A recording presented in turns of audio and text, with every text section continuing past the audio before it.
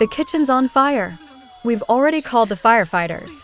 The message hit me like a punch to the chest. I had only reminded him to keep an eye on the soup on the stove. I never imagined his negligence would turn our home into a danger zone. When I rushed home, the firefighters were already inside, clearing the smoke and blackened pots. For 8 years, he had never been responsible. For nearly 3, he hadn't held a real job. I supported everything, the house, our lives. I reminded him. He brushed it off. I gave, and he remained indifferent. Today, the fire laid everything bare: his incompetence, his dependence, and the reality that he had never grown up. The $5,000 in damages I paid alone. The burnt kitchen he could never repair. We had been together for 8 years. During the first 2, he lived in my apartment. Then my mother lost her job, her health declined, and she began to rely on me. I had no choice but to move back in with her, and when my lease ended, we all stayed in her house. He always said he was looking for a job, but the truth was he drifted through a few retail and customer service positions, quitting each time because of coworkers or his pride.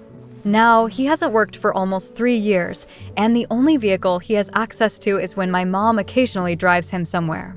I did see him apply for a few jobs, and I heard him take some phone interviews. Each time, I thought it was a turning point, but he never went to a single in-person interview. Every conversation left me heavy-hearted. He didn't even have the most basic motivation to move forward. Can't you just get a job? Even something part-time? I'd sometimes snap at him, but each time he said, "I will," I'd fall back into endless waiting. Sometimes I wondered what would happen to him if we broke up. He had almost no friends and very few relatives. He'd told me countless times that if I left, he would collapse completely, fall into chaos. The thought weighed heavily on me.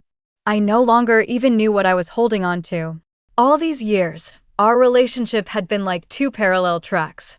I kept giving, taking care of everything for him, while he depended on me, promising again and again that he would change, though he never did. One morning, I was rushing to get ready for work as usual.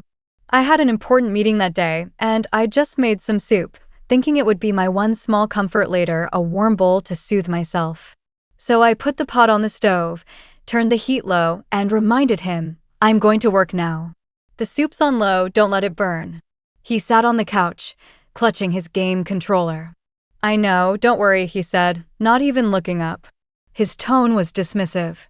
I sighed, tired, and left the house. When I got to the office, work quickly consumed all my attention. Near noon, I glanced at my phone and saw several missed calls and a text. The message made my heart race. "Fire alarm, kitchen caught fire. Firefighters have been contacted." My mind went blank. I called him immediately. He answered, but there was silence. "What happened?" I nearly shouted. "I didn't watch the pot. It caught fire.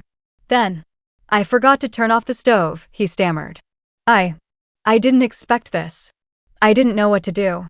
My heart was pounding. I had just asked him to be careful, and yet a disaster had unfolded. How could you be so careless? There was a fire in the kitchen. Why didn't you put it out?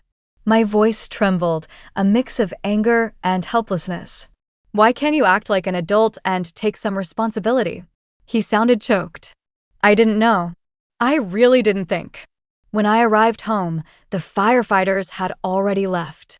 The air was thick with smoke. The kitchen was a mess, the pot blackened, a window shattered to let out the fumes. It felt like walking into a nightmare. I froze, then looked down. The fire extinguisher, covered in dust, stood quietly in the corner, like a silent accusation that even the simplest precaution had been ignored. I handled it," he said, standing in the corner, holding a heavy water bottle, his eyes lowered in shame. "The firefighters said I have to pay for the fire service fee." I knew the cost wouldn't be small. I quickly took out $5,000, my entire month's salary. I didn't even think, I just wanted to make it right as soon as possible. When I handed him the money, he just glanced at it and said nothing. That cold indifference made something in me snap. "Do you really not know what to do?" I shouted. "You can't even manage a pot, and now you've burned down the kitchen. You can't take responsibility for anything. I'm always the one cleaning up after you." He looked up, eyes flashing with resentment. I've tried. You always say I'm not good enough. Whatever you can do, I can do too. I laughed bitterly. What can you do? Sit at home playing games while I pay every bill? Do you even realize how exhausted I am? I work all day, carry our debts, and you just drain me. You don't understand me, he yelled back, his voice sharp with anger. You're always blaming me. I'm not blaming you, I'm telling you that life requires responsibility. My voice rose, breaking. You haven't worked in nearly 3 years. All you do is play games and ignore our future. The argument spiraled, louder and sharper, tearing open every wound in our relationship. By the end, I felt like my heart had been ripped apart. That night, I couldn't sleep.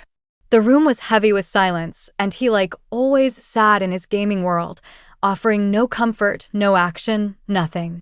I began to wonder if I had been dragging myself through a hopeless cycle all along. I've made up my mind, I told myself. The next morning, I packed my things and decided to leave this suffocating place. I wanted my life back, a life that was truly mine. Maybe he would never understand, but I was done sacrificing myself for him. The fire was only a turning point, the moment everything became clear. In the end, I realized it wasn't that he couldn't change. It was that he never truly tried. And I could no longer carry the weight of someone who refused to face reality.